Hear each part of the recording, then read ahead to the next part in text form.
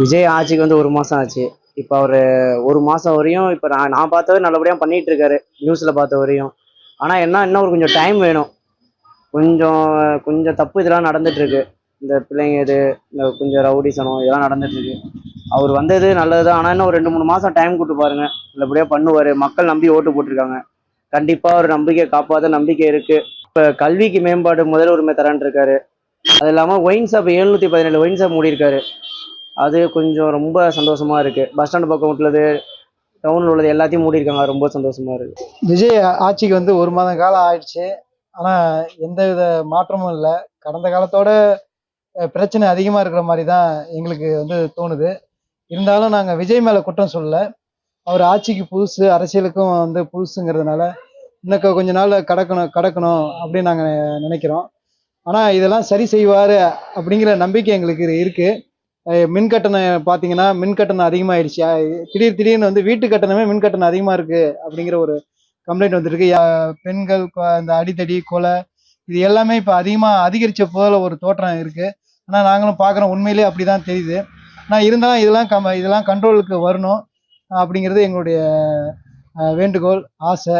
Starting வந்து என்ன செஞ்சிருக்காங்கன்னா 200 unit ஃப்ரீன்னு சொல்லியிருக்காங்க. அதுவும் சைன் போட்டிருக்காங்க. அப்புறம் மகளிர் பாதுகாப்பு, அதுக்கப்புறம் வந்து இன்னும் நிறைய செஞ்சிருக்காங்க.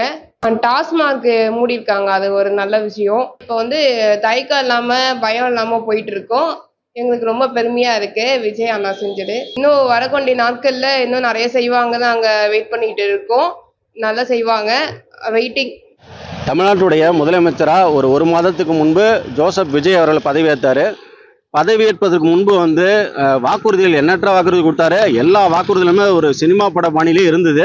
சரி, கண்டிப்பா அமல்படுத்துவாரும் ஒரு நம்பிக்கையில தான் இருந்தோம். ஆனா இன்னைக்கு பாத்தீங்கன்னா கேள்விக்குறியா இருக்கு. எந்த ஒரு வாக்குறுதிகளுமே முழுமையா நிறைவடைஞ்ச போல தெரியல. உதாரணத்துக்கு நம்ம தமிழ்நாட்டுல இன்னைக்கு வந்து பெண்கள் வந்து அவதிப்படுறாங்க. ரொம்ப பாலியல் தொல்லையா இருக்கட்டும், பெண்கள் வந்து பாலியல் பண்ணி கொலை பண்றதா இருக்கட்டும், சட்ட ஒழுங்கு பிரச்சனையா இருக்கட்டும், அதாவது திமுக ஆட்சி அதிமுக ஆட்சியில இல்லாத அளவுக்கு இந்த 1 மாதத்திலேயே கிட்டத்தட்ட ஒரு 60-70க்கும் மேற்பட்ட பாலியல் கொடுமைகளா இருக்கட்டும், பாலியல் கொலை வழக்குகளா இருக்கட்டும், பெண்கள் அந்த அளவுக்கு பயன்படுத்தியிருக்காங்க. திரையில வந்த கதாநாயகன் வந்து அரசியலுக்கு வந்துட்டு அவங்களும் கதாநாயகன் நினைக்கிறது மக்களுடைய ஒரு அறியாமையில இருக்கான்னு நினைக்கிறேன். மக்கள் நம்பி ஓட்டு போட்டிருக்காங்க. முறையான பாதுகாப்பு இந்த ஆட்சி நமக்கு கொடுத்துச்சுன்னா நல்லா இருக்கும்னு நினைக்கிறோம். 1 மாத காலங்கிறது கம்மி தான். ஆனா நீங்க இதெல்லாம் கவனம் செலுத்தலைன்னா உங்களுடைய ஆட்சி கேள்விக்குறியா போடுன்னு நாங்களாம் நினைக்கிறோம்.